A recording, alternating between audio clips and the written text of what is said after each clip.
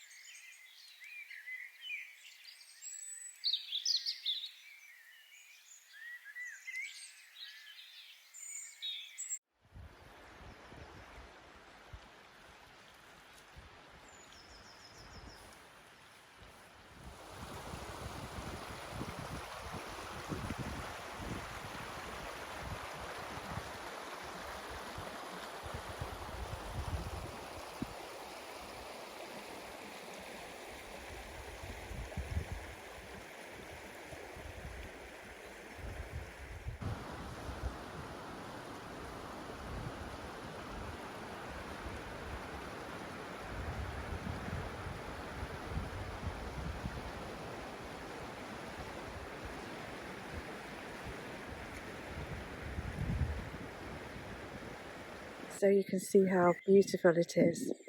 So currently we're on a course here and everyone's off for a little walk, and some people are just sitting in the forest, sitting by trees, put their shoes off and they're feeling the moss beneath their feet.